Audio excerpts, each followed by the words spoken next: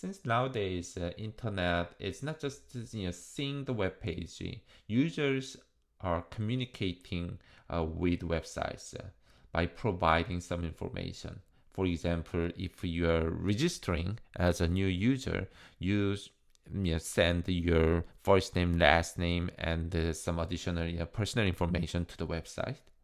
Even when you are doing some web shopping, your order information will be sent to the website as well. So there must be a way to send the information from user to the website, and for this we use a form.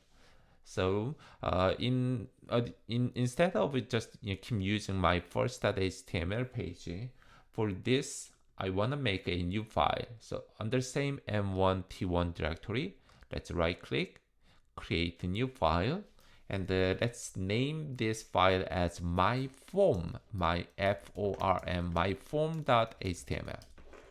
And let's start to edit it. So let's view and edit. And this my form.html, start with HTML. So in this case, let's start body directly. So inside the body.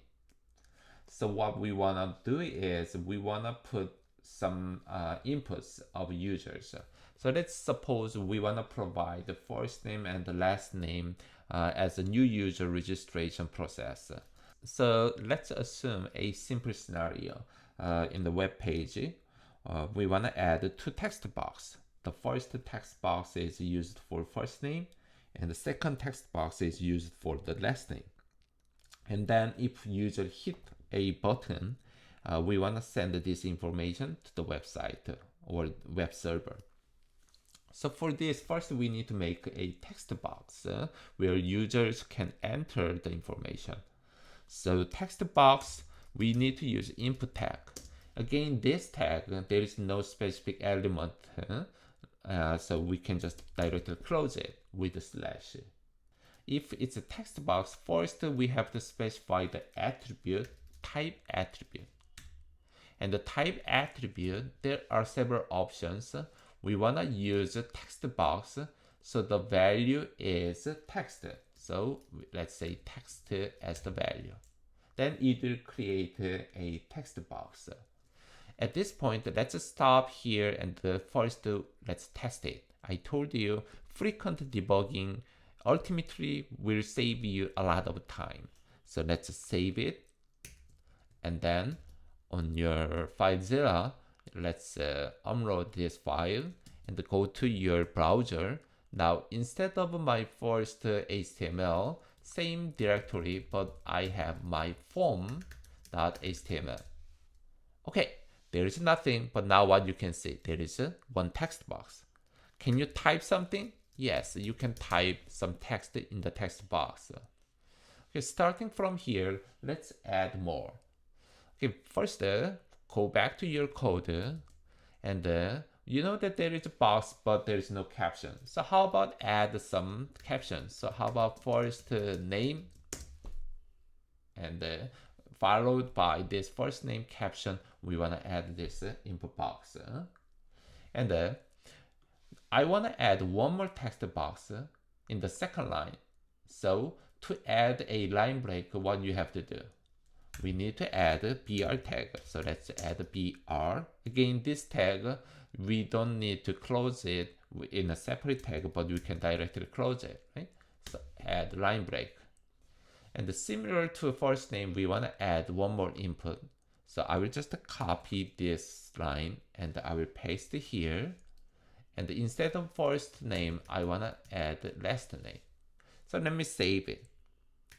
And so far, how does it look like? We can just test it. So go back, upload, and then browser, refresh. So far so good. It looks like a first name and last name. And now we have two text boxes, but you may need to add a button so user can click and your information can be sent, right? So let's go back to your code example. And I want to add one more line break, and then I want to add a button. So how to add a button? Button is also input tag. So on top here, input tag, I want to copy here. And then in this case, text, it's not the type, but you have to add very special type. It's called submit. So if you change it to submit, let's see how does it look like. So let's save it and go back to your FileZilla, and then let's refresh it. So now we have a submit button. So we have a user interface given here. So you can type your first name and the last name. And when you click this, I want something to happen. But so far, nothing is implemented. So now let me explain how your form works. So here we have two inputs, right? One is first name and last name. And if you click this button, these two pieces of information will be sent.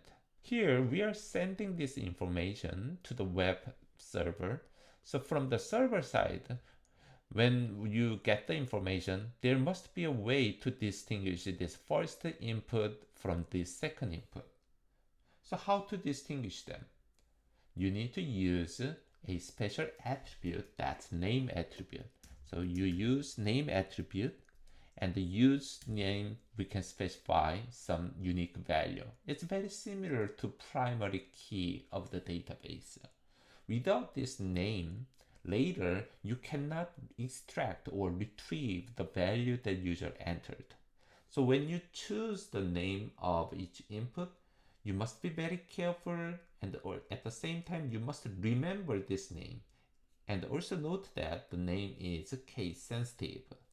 So let's use first name without any space as the name of this input. And we are going to use name attribute again, and we need to distinguish this from the first input box. So let's use last name as the name of this input. Okay, so now we have two different inputs. So when user enters some information, we can distinguish them using this name or the value of the name. But now, how to send this information to the server? To do this, we must specify where you want to send it and which method you are going to use. It's very similar to sending a mail using some postal service. So when you send your mail, you must specify the method, whether it's a first class mail or express mail or whatever. So you must choose the method, but at the same time, you have to specify to address where you want to send, right? So similarly, these three inputs, so including the button, we have multiple inputs or three inputs must be sent to a certain place. So for this, we have to put all those inputs in one envelope. This envelope is called form. So you don't need multiple form. You need only one form. You can use just one envelope, and in this envelope, you can put all the inputs. So the location of the form is pretty critical. You must include everything. So the first form, opening form, must be at least before your first input. So this is the first input. So before this input tag, I want to add a form. So here, let's just say we want to add a form tag. And here it automatically closes it, but I want to move down this closing form tag after the last input. Note that even the button is one type of input, so you must enclose this last input, the button input as well. So after this input, I want to close it. Okay. So let me use some indentations for better reading. So here, so inside the body, we have a form tag, and inside the form, we have those three inputs. And note that button is also part of your input. So all three inputs are enclosed by this form, and in this form, we have to specify some additional information. That is where you want to send this, and which method you're going to use. Okay, now as an attribute of this form tag, first you need to specify where you want to send it. So to address. The attribute name for this to address is a very interesting name, action. Okay, so you specify the next page where you want to send this information. So as an example, I want to just say it's a form dot submit. This is the name of the file, and I want to give the extension. This is not HTML, but with period, I want to add the file extension as a PHP. Okay, we did not create this file yet, but this is a file where we will receive the information from this myform.html. Okay, now one more attribute is method. How you want to send this. So for this, we use the attribute method. And the method, we have two methods. One is called the post method, and the other one is called the get method. In this example, we want to use post as a method. So far, we prepared this form. So in this envelope, we will enter all the information and we will send it. So let me save it and upload it. And in your browser, let's refresh it. So it looks same, however, it makes some differences. Previously, when we submit this button, nothing happened, right? But now, if you enter some information here, and if you click submit, let's see what happens. Actually, something different. So what is that? It says the not found. That means you are trying to send your information for this new page called form.submit.php, but this file is not in this directory, M4T1 directory. So the error message says it's not found. So yes, that's correct. We do not have this file. So what's gonna be the next step? We may need to create this form.submit.php file. Okay, now let's go back to M4T1 directory. Right click, create a new file, and let's create what was the file name. We said it's lowercase form.submit, and the file extension is not HTML, but it is PHP. So it would be your first PHP programming. We are going to learn more details about PHP programming in the following topic. But to receive the information, we need some programming. We cannot just simply use HTML. So the coding inside this form.submit.php, you may not fully understand at this point. However, it's good to know how we can receive the information from the HTML page using this. So let's start to highlight it and let's edit it. So view and edit. So it will open now form.submit.php file. Okay, so for this form.submit.php, PHP code is a embedded code. That means inside the HTML, we can add a PHP block and we can add some programs. But you can mix this HTML with the PHP code. So to begin with, I will start with HTML. So HTML and we close HTML. And similarly here, we want to add body. And we want to add closing body. So inside this body, what I want to do is I just want to say welcome and the first name and the last name given in the previous web page. So what I want to say is if it's Hun Cha, I want to just say welcome Hun Cha. That is the text message that I want to show on this form.submit.php. But now it is not that simple because instead of this Hun Cha hard-coded text, where I want to get this value, I want to get this value from the user, and the user entered this information in the previous web page. Okay, so welcome is the same, but from here, we have to retrieve the values that user entered instead of hard coding like this. So therefore we need some programming. So instead of this, how to declare it is PHP block, there is a syntax with this single angled brace with question mark, and without space say PHP.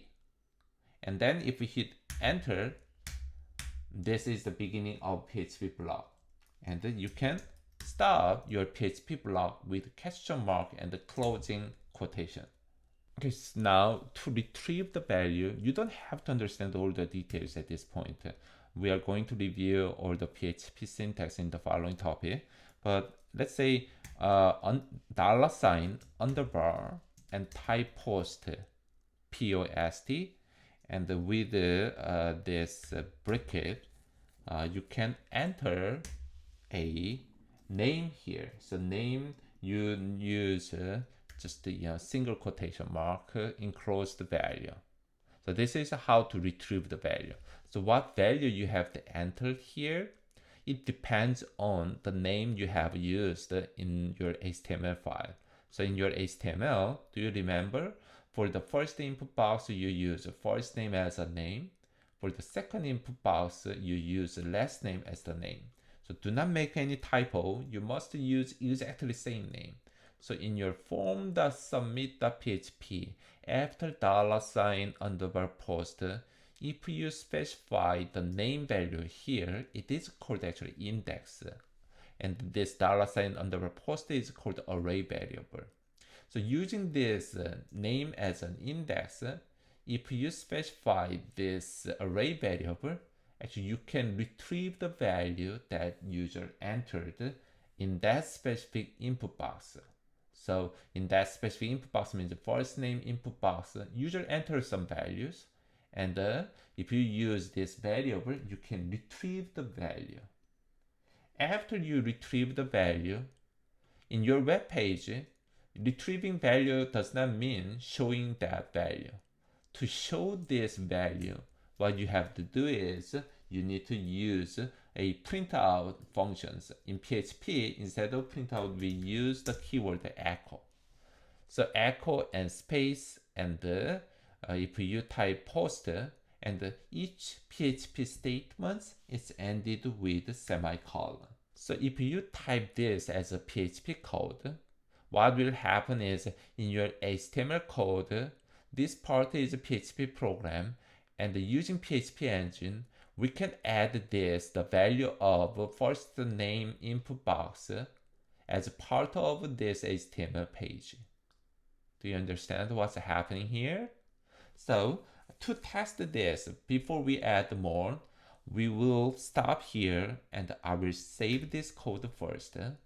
So go to FileZilla and I will upload it. So now let's see how it works.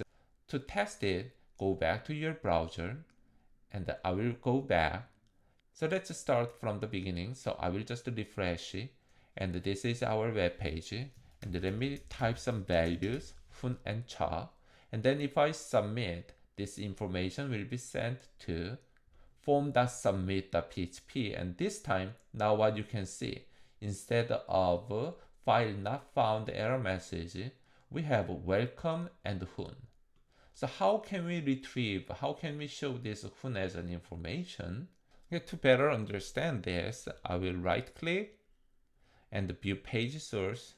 And if you have this kind of message form resubmission, you can just do it. So on top, refresh it and continue, and then you will see the source code. So what you can see here, it's just simple HTML.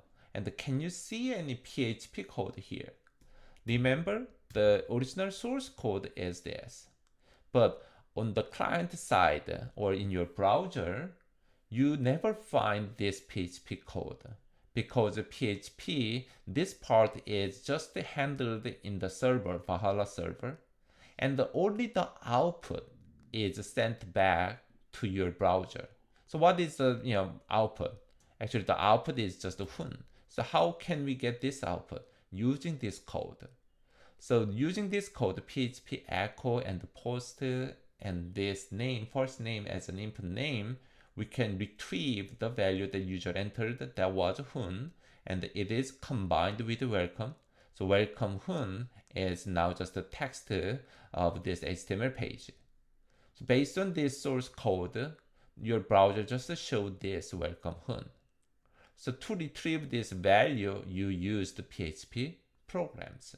If it works, let's add some more in your code. So PHP echo, this is how to retrieve first name. Then let's try to echo one more time. So I will just copy this line, and still it's inside the PHP blog. So let's add echo. So I just copied this as a first name, and we need to use a different name. But before we use a correct name, I just want to demonstrate if you use wrong name, what will happen. So for example, let's say wrong name, something like that. If I save it and I want to test it, intentionally I made a mistake, and if I upload it, and if I go back here, if I submit it, what happens? Actually, we got Hun, but it says that undefined index. So we use this as a name, wrong name, but it says that there is no index like wrong name. So it will give you the error messages. So how to fix it? Go back to your code, and instead of wrong name, what you have to do? Go back to your original HTML and make sure for the last name, what was the input name? Last name was the input name. So consistently, you can just consistently, you can just use the same name I just copied and go to your next page form.submit. And instead of wrong name, I will use this last name. So let me save it, and I will upload one more time and go to your browser, and I will go back and let me resubmit it. So now you can see welcome Huncha. Actually, we need one space. So I may go back, and in this code, how can I add one space? So let me say echo, and I want to add one space. So let's add one space enclosed by this double quote. This is also one of a PHP statement, so therefore it must be closed by semicolon as well. So you can use concatenation mark as well, but we are going to discuss it later. So we can just simply add this one space here. So let's just save one more time. After you save, upload into server, go back, and let's resubmit. So now you can see there is nice space.